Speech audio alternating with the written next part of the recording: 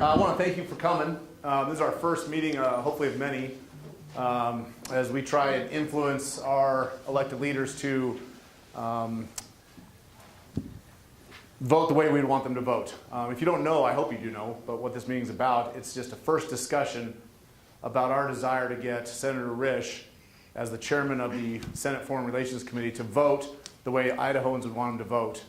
And so tonight's a chance for us to talk about this in a forum style, answer questions, and hopefully come to consensus whether we're Republicans, Democrats, or Independents, and find some uniting ground in support of bringing our troops home. I want to introduce the panel. I'm Dan McKnight. I'm just leading the discussion. I'm not the resident expert. I'm just the guy that stood up first and raised my hand, I think. And I'm a 13-year veteran military with time in the Marine Corps, the Army, and the Idaho Army National Guard. I did one tour in Afghanistan with my good friend Jim Kroenke over here. And that was in 2005 and 6. Native Idahoan, and that's about the end of my credentials. I'm not a military expert, and I'm not a foreign policy expert. I'm just concerned. Starting here with, we have Pryce, not Bryce, it's Pryce Robinson. He's the head of the College Republicans, and I'm just going to introduce him real quick, then I'll have them give a quick bio. We have Ben Adams. He's a Marine veteran, 2 times in Afghanistan, right? Correct. Okay. We have Representative Tammy Nichols from District 11, which is Middleton Eagle, right? Middleton, Canyon County. Canyon County. Okay. And then Chris Ho, Democrat candidate who ran in District 13 in Nampa, was unsuccessful in his first run, but did very well for a Democrat in a very conservative district. So before we get started, I'm going to let them kind of introduce themselves. So like Dan said, my name is Pryce Robinson. I'm a junior at Boise State University, currently the president of the College Republicans. When Dan reached out to me about a week and a half ago about getting involved with this whole forum, I was actually really excited to jump on board. Grassroots activism, I believe, is one of the most positive things that a concerned citizen can do. And going out here and getting all you guys in this room, it's a noble deed and a noble task, and I think it's going to be a really good night tonight. Hi, my name is Ben Adams. As you know, I actually live in Nampa, and I did 5.5 years in the Marine Corps with 2 tours to Afghanistan. My wife and son are here to see me, and that's pretty nice, but I am really excited about this opportunity to talk about Afghanistan and the direction that we should head. Good evening. I'm Tammy Nichols, again from District 11, so Canyon County, rural part of Canyon County. I grew up here in Boise and have raised my family out in Middleton, and so that's where we're at. I'm a new legislator, so this is my first term. I've also served as a precinct committeeman, and I've worked with many, many national and local organizations. I just recently brought a friend named Hamadi Jassim, who was a Palestine soldier, and he helped our American government. And he was just recently here talking about what his thoughts are on what's going on in Iraq and in Afghanistan and those areas. So I'll talk a little bit about that. But anyway, we're glad to see you, and thank you for coming. So my name is Chris Ho, and I'm also from Nampa. Born and raised here in the Treasure Valley. In 2018, I was the District 13 legislative candidate. Didn't win, obviously, but I still wanted to be active in the community, and I still wanted to support local organizations like this, local organizations that make sense for Idaho. So I'm honored to be a part of this committee or part of this panel, and thanks for coming, everyone. All right, so just some housekeeping items, just so we can make this efficient use of our time. The microphone is being passed. It doesn't project. It's just to record the audio. And so we understand that kind of a foundation of where we're starting from. I'll give you kind of a little bit of background of how I got to where I'm at right now. I'm kind of a follower of history. I kind of immerse myself in political history. I enjoy it. And one of my favorite speeches from history is one that Idaho Senator William Borah gave on the floor of the Senate. Senator Borah was the Lion of Idaho. He was a very powerful senator, a great orator. He was an attorney, well-respected member of the Senate. And post-World War I, he got up on the floor of the Senate to oppose a very popular treaty that was about to be signed, the Treaty of Versailles. And he warned us of getting into entangled alliances. He said, if you become part of the League of Nations, you'll be obligated to defend European interests, and Europe will be obligated to defend our interests, whether we believe in them or not. And if we didn't defend our allies, we had no credibility on the world stage. And if we did defend our allies, we became empire builders and warmongers. And so it was a no-win situation. And ultimately, Senator Borah led Senator Lodge, who was the head of the committee on the Senate Committee on Foreign Relations, to create the Lodge Amendments, which ultimately killed the Treaty of Versailles, which kept us out of the League of Nations and kept America as the sovereign country that we are. Well, fast forward to today, our Idaho Senator Jim Risch is now elevated to that same position, chairman of the Senate Committee on Foreign Relations. And he's in a position to maybe not end our entangled alliances by getting us out of these treaties, but he is in a position to vote accordingly when it comes across his committee to vote to bring our troops home from these endless wars, from the 150 countries that we're in armed conflicts in, or the 7 wars that we're fighting in right now that aren't authorized. And so that's the foundation of what we've talked about. That's the starting point. And so I'm going to sit down, we're going to start the panel, and this is just going to be kind of a free spirit panel. There's no structure, but I am going to start with just a question. This is the question that we talked about when 4 of us got together the other day. We decided what's our why? What's our reason? What's the reason that we are wanting to talk about this and support one another, regardless of our political affiliation? What's our why? Pryce, let's start with you. Yeah. So when it comes to our current place in the world, the United States is in an interesting position. When you look at it, we really are a unitary power. You can look at the Russians, you can look at the Chinese, you can look at all of Europe, but at the end of the day, when it comes to world leadership, we look at the United States of America. And I mean, that's both a good and a bad thing. It puts us in a unique position because every time there's something bad that goes on in the world, everyone runs to the United States to be the world's policeman. What's the United States going to do? What are our allies going to do? And when Dan approached me about this conversation, I really started to think about that question. What is the actual role of the United States when it comes to world affairs? Is it our job to be the world's policeman? Right now, in our NATO treaties we have right now, there's a thing called Article 5, collective protection, where if one of our NATO allies is attacked, it's the responsibility of every other member involved in that treaty and the United States to jump in and defend that ally. But it goes beyond that. You can look at what's going on right now in Africa, what's going on right now in Asia, what's going on right now in South America. The United States has troops there. And I think the question we're trying to address tonight is it our responsibility to have troops there? And why are we making the massive financial effort to actually go out and be the world's police? And that's kind of my why. And so, Ben, I'm going to pass it on to you. Awesome. So my why for today, on why I'm here, I joined the Marine Corps in 2009. I joined because I believe that we are supposed to, and we should, have people that volunteer to actually do whatever the people say. The will of the people, the interests of the people. I feel like that's the purpose of the military. And I wanted to be a part of that. And I feel like I was. And I look at Afghanistan now, 17 years in, and I see an opportunity for us to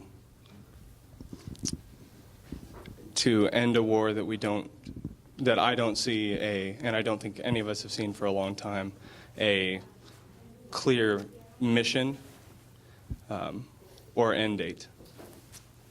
And so that's why I'm here. Let's see. So my why would probably have to start with, we have been, like has already been stated, we are known as kind of the go-to for things that are happening around the world. And we do a great job at doing that. But I agree, is it our job to be the police? Are we the world's police? And are we maintaining our own structure here in the United States where we're keeping ourselves safe here, or are we spreading ourselves too thin? The cost that's involved with it is astronomical. The lives that are lost is astronomical. There's a lot of cons to fighting a war. No one really wins in a war. There's always losses on both sides. But sometimes you just have to step back and say, is this worth continuing the process? Are we going to actually make a difference, or is is it going to be a continual spiral without an ending? And so I feel that we really need to kind of take another look at things and see where we're really at, and if it's really worth the effort that we're putting into it, or can that, the effort that we have been putting into other countries, do we need to bring that back to our own home ground and be able to make that effort here to protect our country and let other countries do their job as well, so that we're not trying to police everything and control everything. There has to be a limit on things, and you have to have a balance. And so I believe that we really just kind of need to take a second look at things and see if the results that we're getting are worth the effort that we're putting into it. Awesome. All that was well spoken. I would just kind of expand and say, you know, not only are we the world leaders, but our warriors are the best. I mean, I think we can all agree on that. But they can't pick and choose what orders to follow. And so when we were discussing a little bit the other night about what we're going to talk about, that really just, as we continue and we listen to some of the message that we're going to hear from Ben and from Dan, that's really why I'm here. We need to be their voice as citizens of the community. They can't choose for themselves. So this isn't a partisan issue. This isn't a Democrat or Republican issue. This is an American concern. And all of us really need to get involved. These are our brothers and sisters, our fathers, our aunts, our uncles. These are members of our community, and that's why I'm here. Thank you. So one of the most probably compelling arguments from the side that's I shouldn't say the side, from the position of keeping troops in Afghanistan, in Syria, in Yemen, in Niger, in Mozambique, and all these other places is because of the vacuum that happens when we pull our troops out. What obligation, panel, do you feel that we have as Americans, as the superpower of the world, to fill that vacuum with goodness and righteousness and infrastructure and safety and security? Do we have an obligation? We talked about this the other night in Pryce. You had a really comment. You said, or maybe it was Ben. You said, "Are we obligated to fix something we didn't break?" And the debate can be held, or we can have it about Iraq, that maybe we did break Iraq, but did we break Afghanistan? Afghanistan has been broken for over 100 years now. Whether it was the British who broke it, whether it was the Russians who broke it, or whether it was the United States that broke it, Afghanistan has been a place that has been incredibly tribal, hard to maintain, and hard to run for, like I said, over a century. I think when it comes to the point of what is our obligation to these foreign powers, and a great example of this is Syria. Why are we in Syria right now? And I would, if we have a question portion at the end of this forum, I'd like to know why you guys think that we should be in Syria if you think we should be, because right now there's no real strategic interest to the United States to be in Syria besides to counteract the effect of Iran, which means that we are in a foreign nation, uninvited, invading in the northern part of the country without any invitation from the powers that be in Damascus, uninvited and not really wanted, fighting a war that does not really benefit the global security interests of the United States. So that would be my question to you as an audience. We do have a question portion after this. But the larger question is, what is our responsibility to these nations? I would think that we do have some responsibility in Iraq because we did go in under the pretenses of war, and we invaded the country. We broke it. We broke it in half. We unraveled a giant stream of sectarian violence by just kind of opening Pandora's box.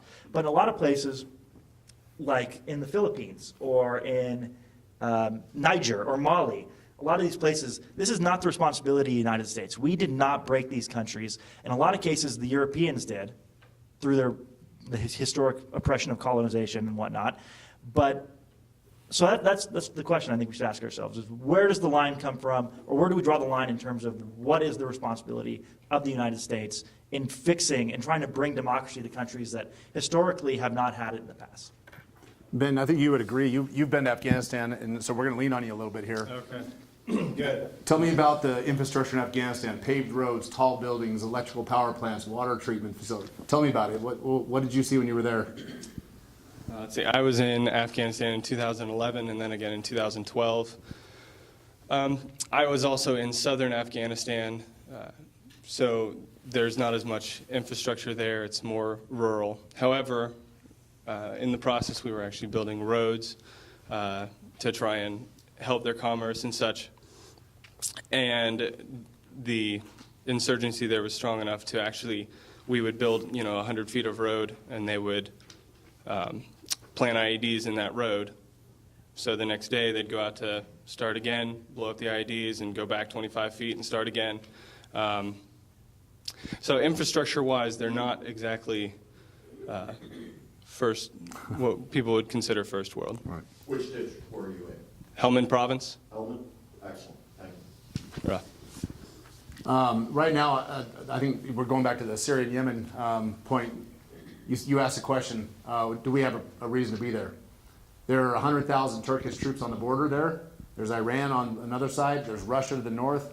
And I think those that voted, I call them the war caucus in the Senate, have said that their desire is to not leave until the Russians and the Turkish and the Iranians have left. They've been there forever. They're not going anywhere. If our goal is to stay until all the bad guys leave, we're never going to come home. Ben, when you were in Afghanistan, you were there during the buildup, the surge? I was there during the first surge, or I don't know. There were a lot of surges. The one that I took was us in to, one of the surges. the one that took us to over 100,000 troops. And then, right? yes, and then my following tour, I was on a drawdown tour. So we were there with 100,000 troops. By every stretch of the imagination, we had achieved victory. We had hunted and killed and captured every single person that attacked us on September 11th, that aided and abetted those that attacked us on September 11th, and we had disrupted all of the terrorist training camps for generations. We had victory. So what do? We start with pulling our troops back, and what happens? The Taliban starts to rise again. Is it our job to leave 100,000 troops there for the rest of time? I think that's where we need to get to, a consensus is what's our obligation at that point? I would say this. It is their country. That's where they live, even if they identify as the Taliban or whatever sect that they align themselves with. That is their home. If someone came here, I'm sure we would fight them indefinitely. Great. Representative Nichols, I got a question for you. Sure. From the humanitarian side, war is ugly. You said it. That was your comment. War is ugly. From the humanitarian side, we see the images of the women and the children that are being mistreated by the Taliban. Does that affect your decision on following the Constitution and having a proper authorization of war before leaving those places? Do we have an obligation to stay there and protect the innocent? That's a great question, and that comes into play with any country that you go into. There's always bad things that are happening in countries, regardless of what that country is. And as much as we want to do good and to help people, you do what you can, but in those areas, in Afghanistan, in those areas, you're dealing with more than just fighting in war. You're dealing with an ideology, and that ideology has been around for a long, long time. And it's really hard to change a whole country's ideology on what they feel is the proper role and how they treat their people. It'd be like someone coming in here and telling us that the way that we treat our people, we can't do that anymore. We need to change our thinking and our beliefs. So that makes it really difficult. And as much as you want to help, there's certain things that you can do, but I listening to the president the other night with his State of the Union, and he was talking previous about how we're spending $50 billion a year. That money could be used to help people in that aspect in a whole different way besides through war.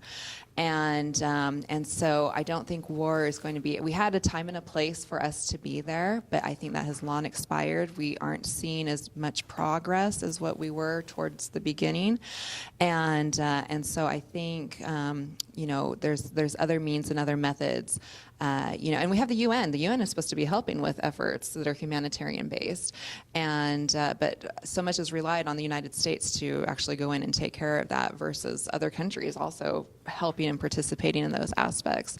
So I think there's ways to be able to help people, but I don't think this is the right method to be doing it anymore. Great, thank you.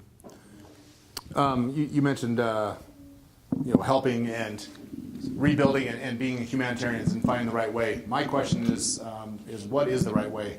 What do we think the right way is to be a humanitarian? Is it to go in with a clear objective, meet that objective, and then leave? Or is it to lean on our allies, the people of the United Nations, NATO? where is that proper area? Is that something that we should be discussing as citizens, or is that something we should be leaning on our politicians, or is that something the military should be handling? Chris, what do you think? Well, I think we discussed it the other night really well. We just need an end game, right? I mean, every time you have an operation, there's an objective, right? And from those objectives, you come to your conclusion. And I think that's what we need. I think as an American people, we need to know when is it done? When is it over? When is our mission complete? Why are they still there? I mean, I think those are fair questions, and I think that it's easy for me to sit up here as a senator and say, oh yeah, as a political slogan, yeah, we want to bring our troops home. It's easy to do that. We want to know how, when, why, or when this is all going to come about. So I think those are really questions that we need to look at as citizens. So on, I guess it was 3 days ago, the Senate voted on the McConnell amendments to basically extend our presence in Afghanistan indefinitely. They voted 76 to 24, I believe. And both of our senators from the state of Idaho voted in favor of keeping our troops there. So now that's where it comes back to community activism, grassroots. It's time for citizens like ourselves, like you. If you believe it's time to bring troops home, then it's time to get involved and to, I'm not going to say pressure our senators, because no grown human man or woman likes to be pressured publicly. So we're going to encourage. And there's ways to encourage, and in your pamphlet you have there's 5 ways you can be involved and encourage, and if you want to read through those, that's fine. But as we keep talking, if you have a question or a comment, please just raise your hand and ask the question, and we'll keep going. Yeah, go ahead. Does Risch or Crapo ever post why they vote one way or another? So I think that they should on their web pages. You're absolutely right. They should be accountable to the citizens. Unfortunately, most citizens, the average everyday Idahoan, when was the last time you got on Senator Risch's website and looked at his voting record? When was the last time you called his office and asked for an explanation? It doesn't happen. It doesn't happen. So by building a community organization, and right now there is no organization, it's just people talking, we form a nucleus. I just George W. Bushed it. A nucleus. And we grow from there, and there's power in numbers, and there's strength in numbers.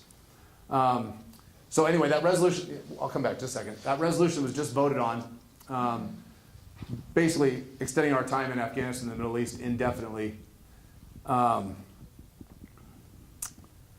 The same war caucus that supported that act, that bill, that legislation, is the same group of leaders that have said you can't precipitously leave Afghanistan. It creates a vacuum. You can't leave in a hurry. We've been there for 17 years. How big of a hurry are we to leave, right? They're the same group, though, that also say you can't leave in 6 months because it tells your enemy that you're leaving and gives them a chance to plan. So we can't leave now and we can't leave then. They've given us no out. They've given us no option. The War Caucus, their goal is to keep us in war. Lots of war, over and over again, eternal war, because it makes money. It makes money. I'm not a conspiracy theorist, but it makes money. I'm going to open this to the panel, then we'll start taking some more questions. Your thoughts on the industrial war complex as a whole? Well, I just wanted to ask you, Ben and Dan, a question before we kind of jump onto this topic, and that was, obviously, our military, best military in the world, but there's only so many people involved. It's about 2 million people who are currently involved in active armed forces duties across the world right now. And if you look at your pamphlet, it'll list off the number of countries we're currently involved in right now. And so obviously you kind of have a limited pool of resources to choose from, and that also includes manpower.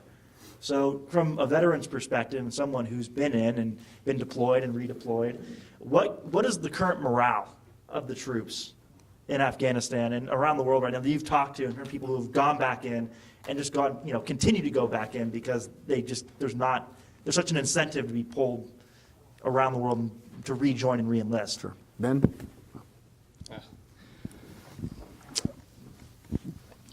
Oh, that's a lot of questions. Well,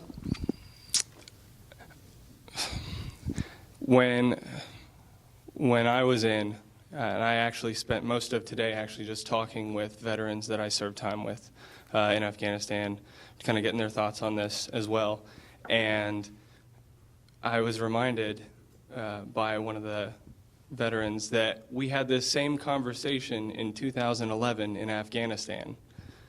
That was 10 years after the war started. It's now 2019.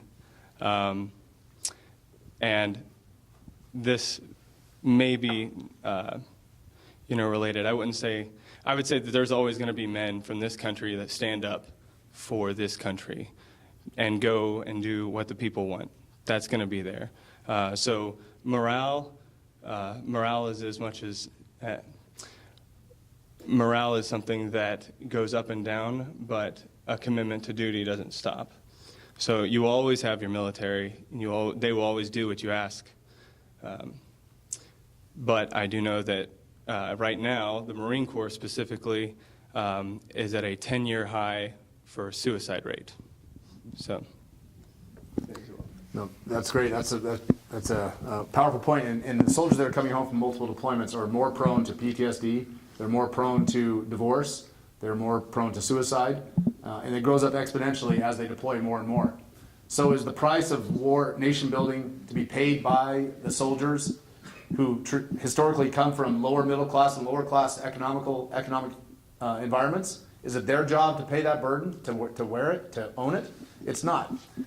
Our politicians are asking our soldiers now to be diplomats when they go on these peacekeeping missions. A soldier's never asked a politician to be a warrior. Those roles are not interchangeable. A soldier shouldn't be a diplomat, and a politician shouldn't be a warrior. There's two different worlds. And you cannot find a single member in the House of Representatives or the U.S. Senate right now that will tell you that there's a military solution to Afghanistan. Not one. Not one. But they will overwhelmingly support keeping the military there. And we need to ask them why. We need to hold them accountable to that. Does anybody have any other thoughts on that, on the redeployment or the morale of troops? Yeah. Go ahead. Oh, no. I was just going to state that, the war in Afghanistan is now, I think, the #1 war out of all the wars that the United States has fought in for the longest term. Again, it kind of goes back to, is the efforts that we've been putting in, is that making a difference or is it not? Or are we kind of at a plateau? My friend that I brought here, Hamadi, he, like I said, he worked for our U.S. intelligence as an operative, and we were talking to him in regards to along the same lines, and he said, the people in Afghanistan, they can handle themselves. I mean, yes, they need allies and they need people, they need that support, but it doesn't mean we necessarily have to be there. They have the ability to be able to take things into their control, be able to do what they need to do to make those differences. And he was talking about this generation of youth that are now living there, and how they have a whole different mentality of what they're able to do versus when they were under Saddam's control, and they're able to stand up and do what they need to do to be able to tell their government, no, this is not right, or we're going, this is the wrong way, or we need to do this, or we need to do that. So it's a different mentality as far as that goes, and they're able to take that control back with the people. So I think as long as we can remain allies and do that, but we can't go on forever and ever. And where is the end? Where do we end on this, or does it just continue on? And we have put too much effort, too much money, too much lives into things to just continue down this path. So your friend Hamadi, it reminds me, go ahead, I'm sorry, I've passed you over twice now. There's a question out here. Thank you. Yeah. I recently watched a short documentary on Afghanistan and the infrastructure that we have been supporting and building and paying for over the last 17, 18 years. And the documentary was narrated by Cheryl Atkinson. She's a journalist, an independent journalist, that investigative journalist. And they showed many, many, many buildings, hospitals, the things that we have spent billions on to help them build, and they are crumbling. They are supposed to have beautiful tile walls and plumbing, indoor plumbing, and kitchens and rooms for people to have their families, and it's not there. Where is that money going? And how do we get our representatives and our senators to hold Afghanistan responsible for wasting the corruption and spending that money on what? Heroin? Poppy seeds? I don't know, but it certainly is not on the buildings that we're supposed to be helping them rebuild their country. Sure.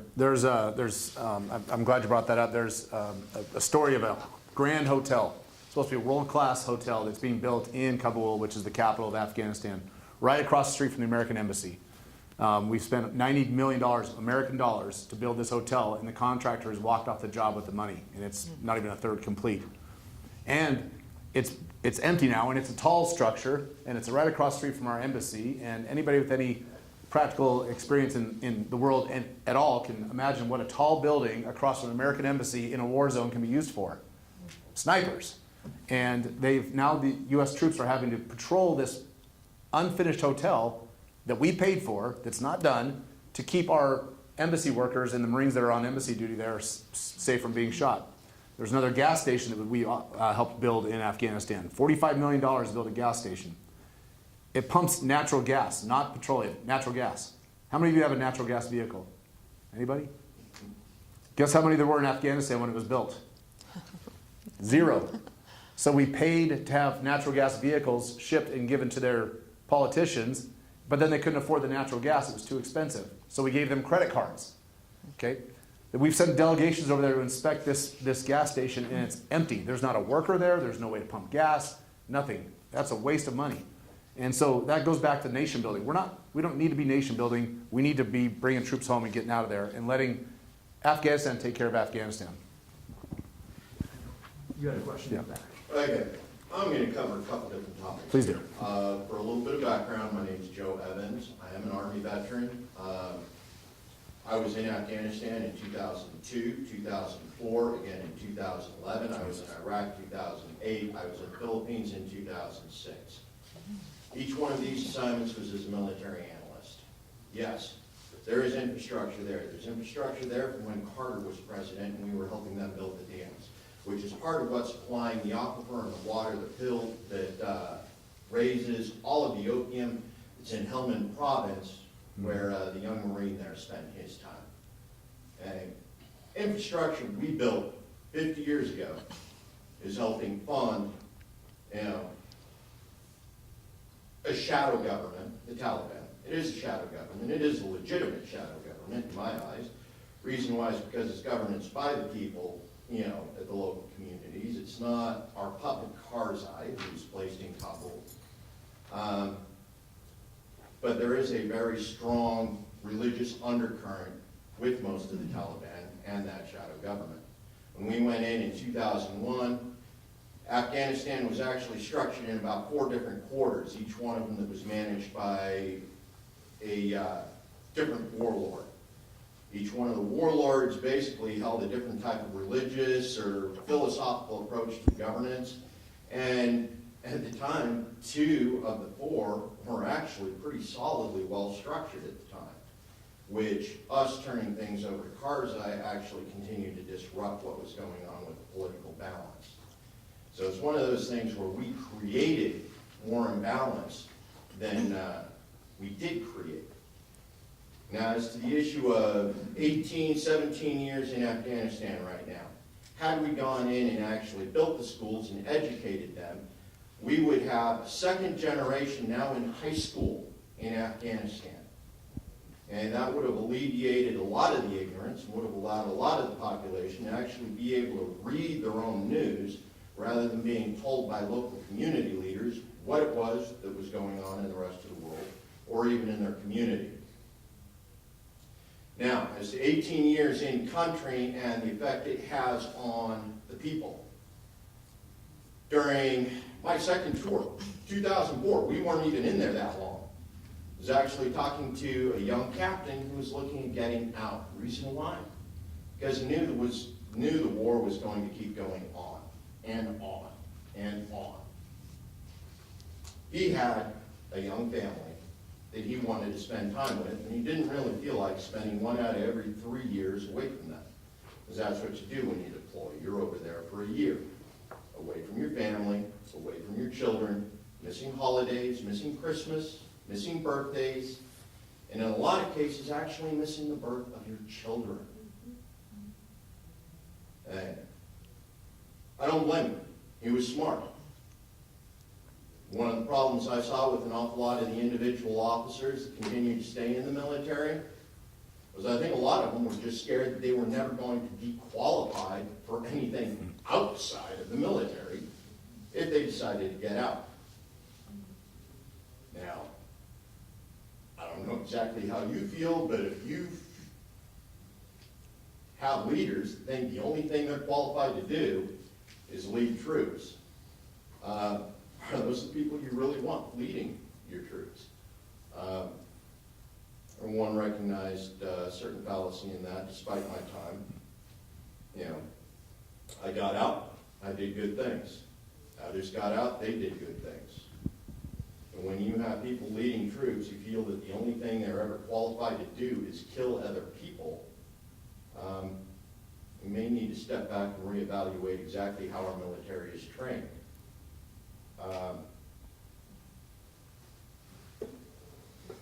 Yeah, so I'm going to hand it back to you guys now. Great, thank you. Thank you very much. Thank you for your service. All those tours, that's amazing. Thank you. That kind of brings me back to kind of the foundation of what we're talking about. The president does have the authorization to send us anywhere at his discretion at any time. He is the commander-in-chief of the military. But he doesn't have the right or the power or the authority to commit us to war. And we all know where that authority comes from. It comes from the Constitution. Article 1, Section 8 gives the authority to the House of Representatives to declare war. We've declared war, and someone presented this to me yesterday. We've declared war on terror. Let's talk about that for a minute. How do you declare war on an idea and not a government? Does anybody want to take that one? I'll attempt All right. to take it.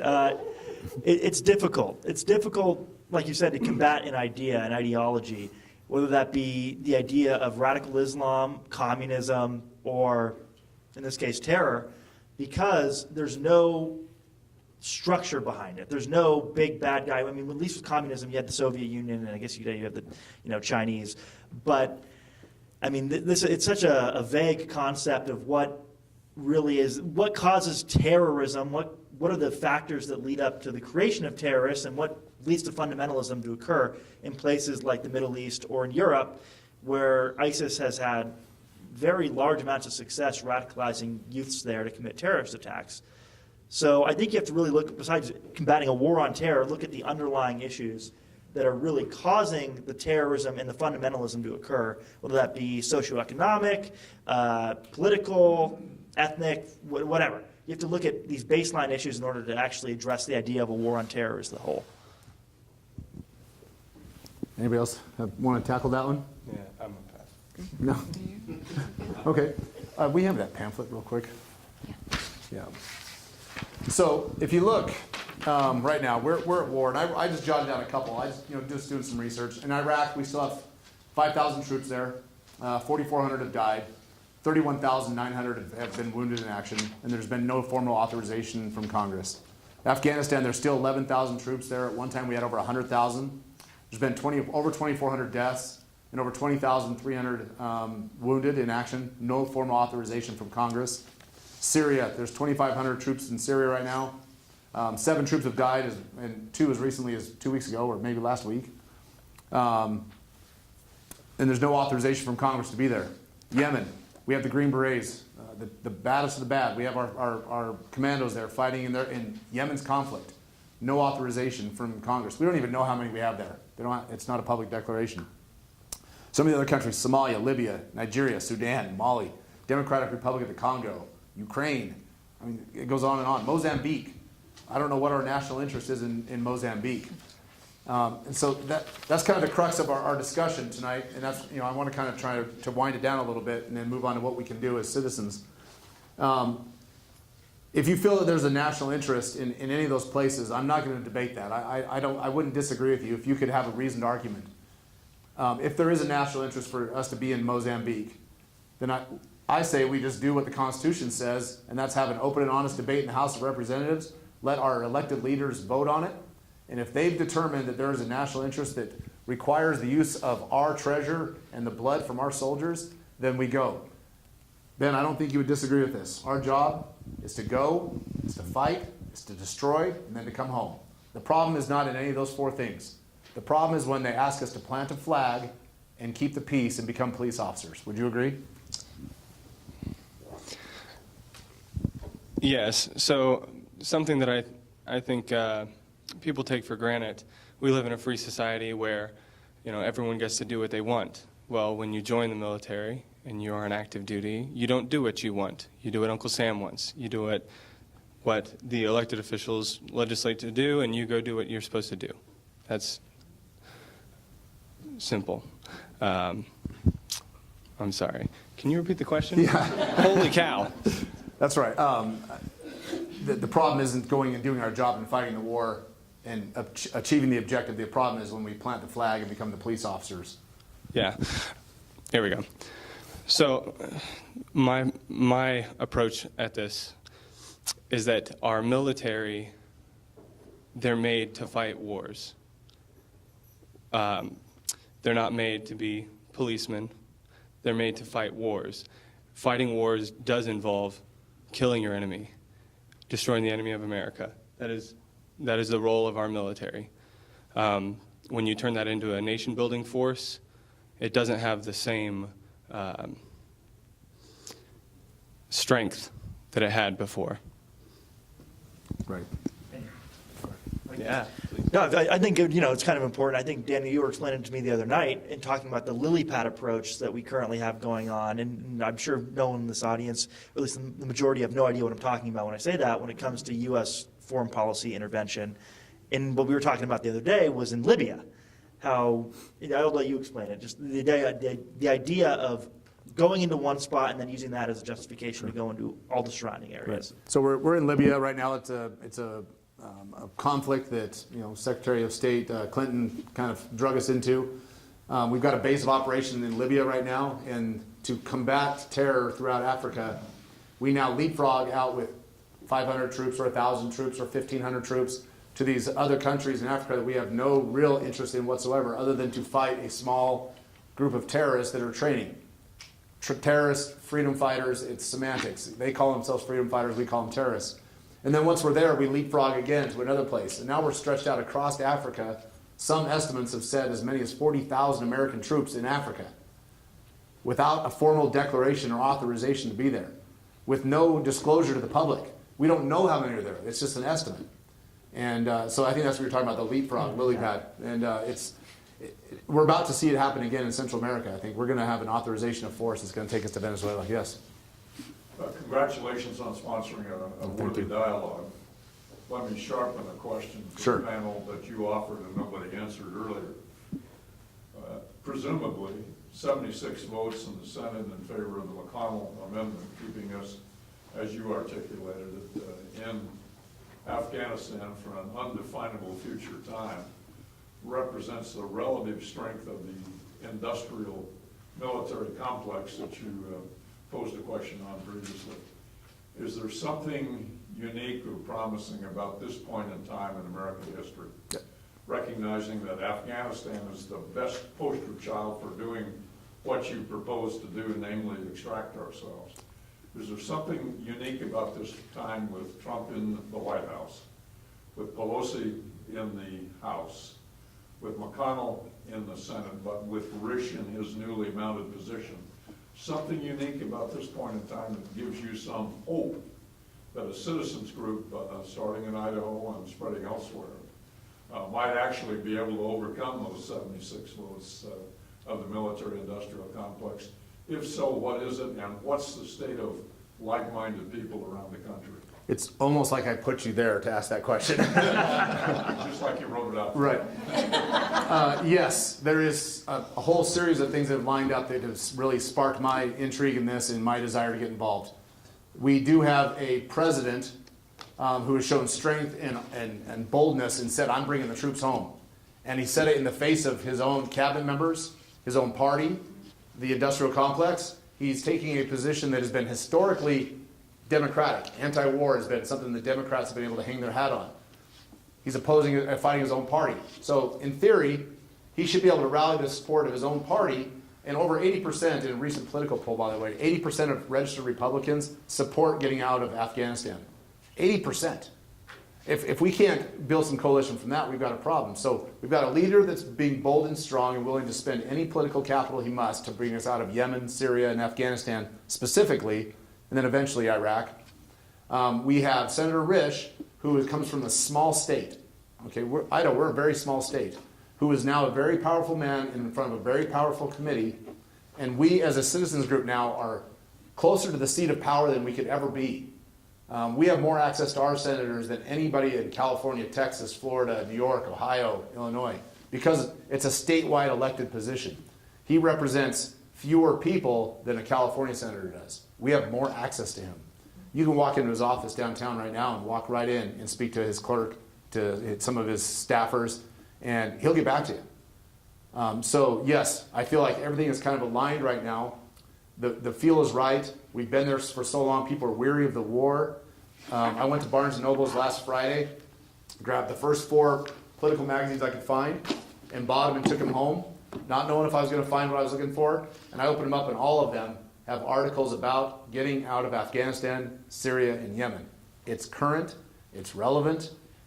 The stars are aligning. And as citizens of Idaho, I see an opportunity now to do something that we have not had ever before. And that's the basis of where we're at. So I know time is wrapping up. Does that answer your question, Mr. Leroy? It did, but I was going to hope you were going to. Yes, absolutely. Let's let the panel, everybody take a shot at it.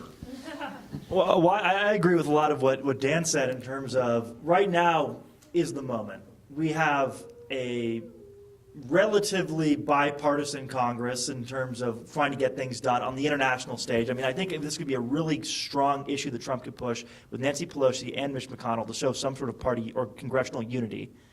We're weary for the war. We've been there 18 years. And even in a lot of cases, you look at the military-industrial complex, they don't know what to do with themselves. They are going out, they're pitching technologies and new innovations for the new war fighting of tomorrow, but they can't move forward to tomorrow since they're still stuck in today. We're in a unique time in history where we can move forward. And like I said, Dan, you summarized pretty much everything I was going to say, so I don't really have that much more to add. So I'm just going to pass it on and see what the rest of the panel has to say. Oh, you're skipping. He's skipping on that one. Okay. No, I do appreciate what Dan said, and I would just add, going back to my friend Hamadi, he was saying, the question was asked to him if what we're doing, will that end the war of all wars in Afghanistan? And he said no, because there's always going to be another power that's going to overtake the previous one. So it's going to be a continual process. But again, things are aligned. Even he is saying the people in Afghanistan can take over and they can do what they need to do as long as they know they have allies that they can reach out to and that will support them in their efforts. Then they're able to do that, and I think it's time that we let them do that. Again, how long are we going to be there? Is it going to be indefinite? I don't think you can do that. And again, all the where our president is right now, and the system that we have currently with the House and the Senate and our Congress, I think this is probably the ideal time to start talking about pulling back and letting those people take over and supporting them from afar versus us being there. Yeah, go ahead. I just wanted to mention that I know President Trump went over to the Arab countries when he was first elected, and he wants to get them involved. You take care of your part of the country. Mm-hmm. You know these people, just take care of them. And if we can enlist them to take care of their part of the country, and Africa their part of the country. Mm-hmm. Oh, absolutely. Absolutely. Yeah, and there's nothing wrong with that. It's okay. I mean, like I said, there was a time and a place for us to be there. There always has been a time and a place for us to be in different parts of the world. But that time has passed, and it's time to let the country police themselves. And another question, who overrode the responsibility of the Congress to send our troops, especially these last few conflicts that we are having? Who overrode, who was in violation of sending our troops over there without proper legislation? Sure, that's a loaded question.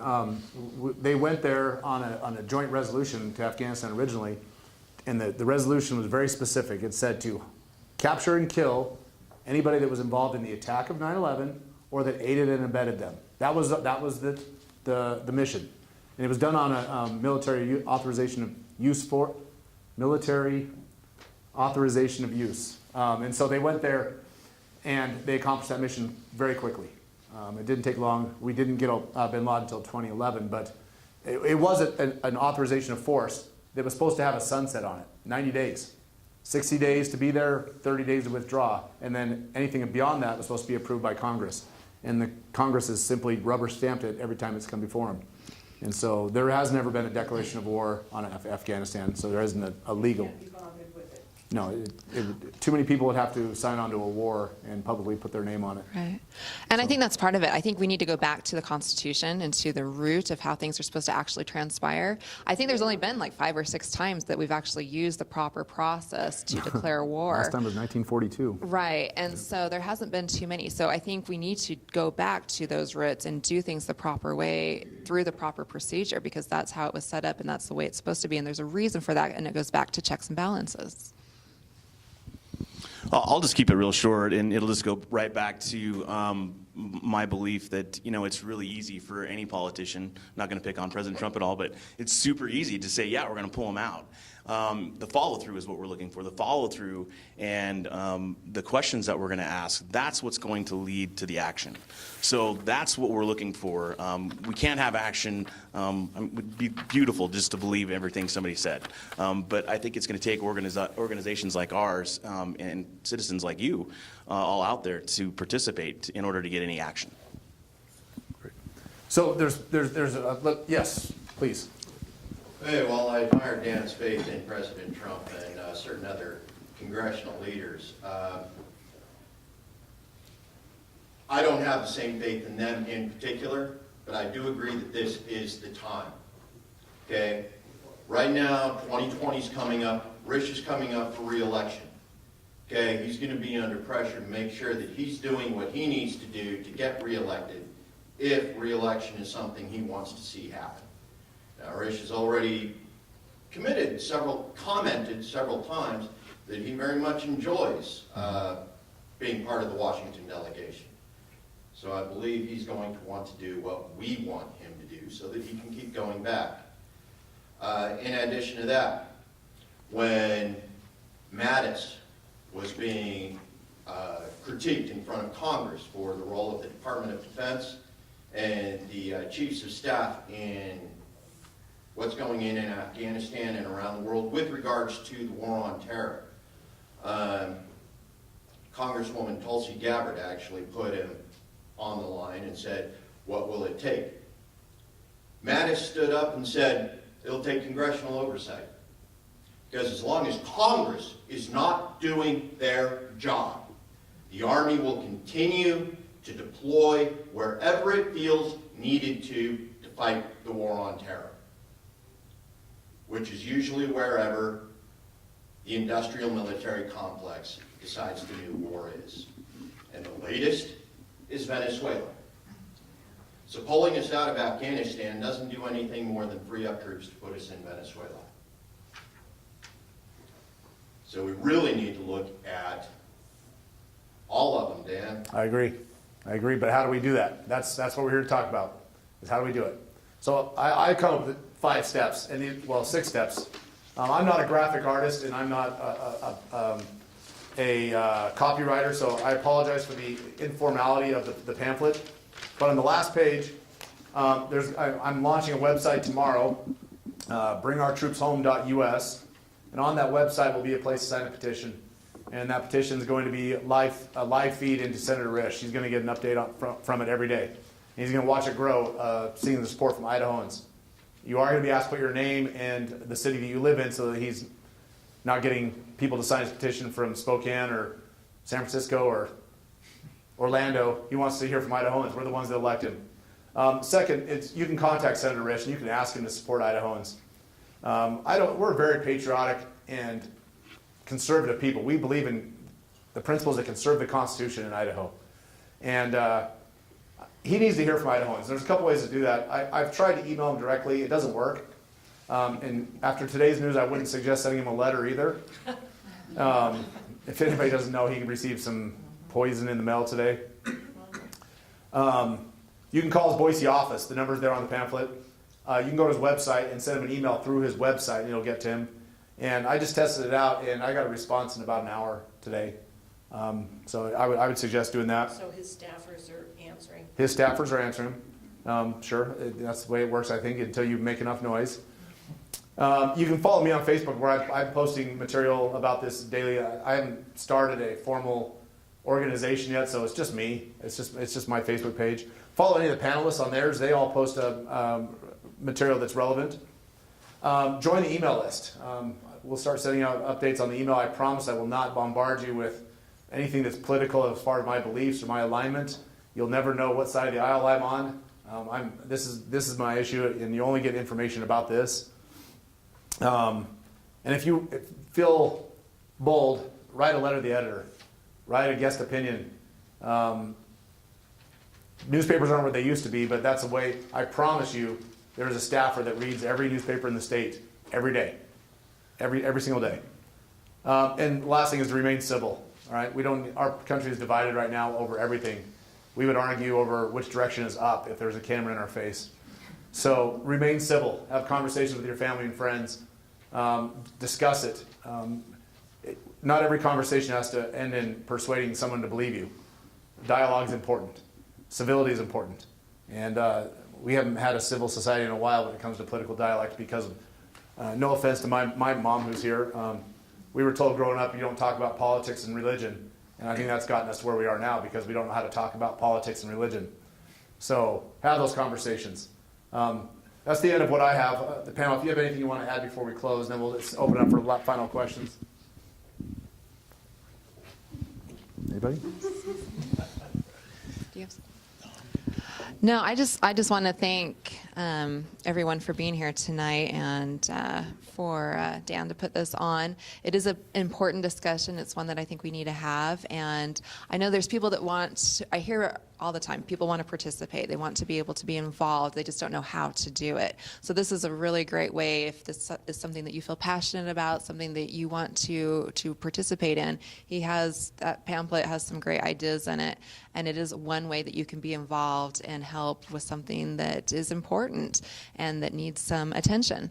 So never think that you don't have the ability to be involved. I tell people all the time, there is a way for you to be involved if you really want to do it. So yeah, thanks again for doing this and thanks for coming out tonight. Yes. Let's hear you on the radio again.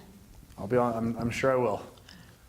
Yes. I heard you this morning. And last night. In fact, Pryce is the host of the BSU radio program, the what's it called, Crossing the Line? Crossing the aisle. Crossing the aisle.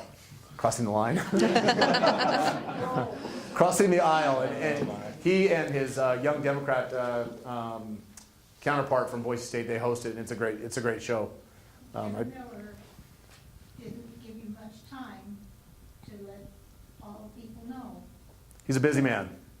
So let's all of us make a phone call tomorrow morning. It's one way to get involved in the community, absolutely. That's right. Yes. As your mother, I wasn't going to identify myself. Or your aunt. You outed me. I think, like I was saying before about the documentary that I saw, the investigative news report, we've got to get the media involved somehow and get them on our side because the media is what promotes the dialogue. The media is the one that supports whichever side of the aisle you're on. It's the media that pushes that forward, pushes the story forward. And for us to get to Senator Risch, Crapo, the rest of our delegates back there, they need to hear us loudly. And to do that, more radio, television, newspaper, whatever we have to do, get the media on our side. I agree wholeheartedly. Does anybody have any other comment they'd like to add? It's Thursday night, Brooklyn Nine-Nine's on, Celebrity, Big Brother. I don't want to keep you too late.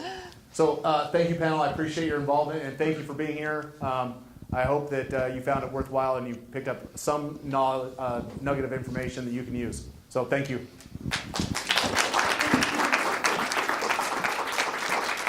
Thanks, guys. Thank you. Double dog. Thank you. Thank you, Chris. Thank you. That was great.